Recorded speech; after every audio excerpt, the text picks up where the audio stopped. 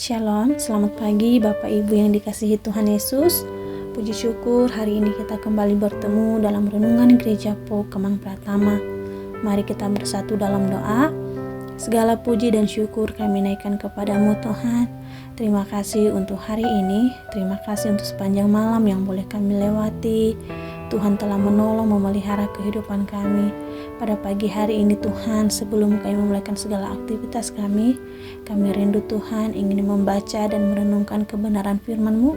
Biarlah setiap firman-Mu yang akan kami renungkan di pagi hari ini menjadi kekuatan kami, bahkan menjadi rema dalam kehidupan kami untuk melakukan berbagai aktivitas kami di sepanjang hari ini. Di dalam nama Tuhan Yesus kami berdoa dan mengucap syukur. Haleluya, amin. Firman Tuhan yang akan kita renungkan di pagi hari ini dengan tema Makin Serupa Kristus, yang terambil dalam Yesaya pasal 63 ayat 15 sampai ayatnya yang ke-19. Beginilah firman Tuhan. Pandanglah dari sorga dan lihatlah dari kediaman-Mu yang kudus dan agung. Di manakah kecemburuan-Mu dan keperkasaanmu, hati-Mu yang tergerak dan kasih sayang-Mu? Janganlah kiranya Engkau menahan diri. Bukankah Engkau Bapa kami? Sungguh Abraham tidak tahu apa-apa tentang kami dan Israel tidak mengenal kami. Ya Tuhan, Engkau sendiri Bapa kami. Nama-Mu ialah penebus kami sejak dahulu kala. Ya Tuhan, mengapa Engkau biarkan kami sesat dari jalan-Mu, dan mengapa Engkau tegarkan hati kami sehingga tidak takut kepadamu? Kembalilah oleh karena hamba-hamba-Mu, oleh karena suku-suku milik kepunyaan-Mu. Mengapa orang-orang fasik menghina tempat kudus-Mu, para lawan kami meminjak-minjak bait kudus-Mu? Keadaan kami seolah-olah kami dari dahulu kala tidak pernah berada di bawah pemerintahan-Mu, seolah-olah nama-Mu tidak pernah disebut atas kami. Sejauh demikian pembacaan firman Tuhan di pagi hari ini. Bapak Ibu yang dikasihi Tuhan Yesus, ketika penduduk Yehuda menegandah ke langit dan memohon belas kasihan Tuhan, maka dua hal menjadi jelas: kemahakuasaan Tuhan dan ketidaklayakan mereka.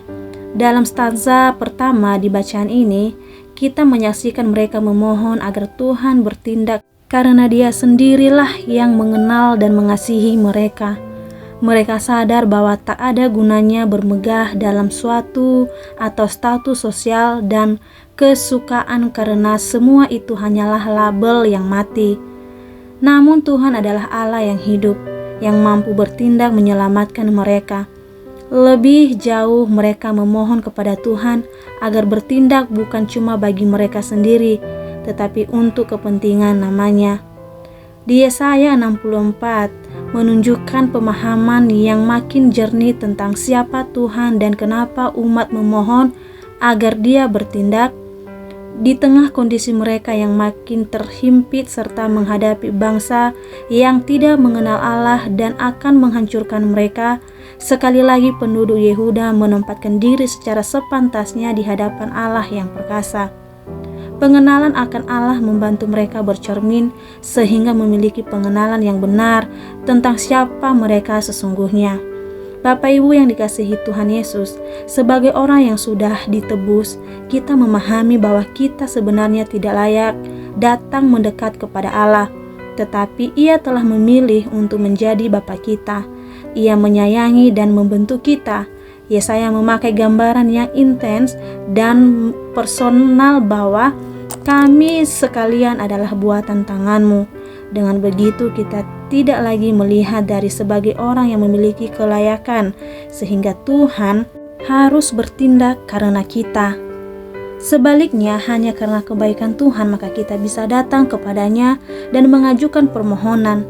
Maka petisi terbaik yang bisa kita ajukan adalah agar Ia bertindak demi namanya yang kudus, demi keagungannya di dunia ini. Memang ada saat Ia murka, tetapi tidak untuk selamanya. Ia mengabaikan orang pilihannya.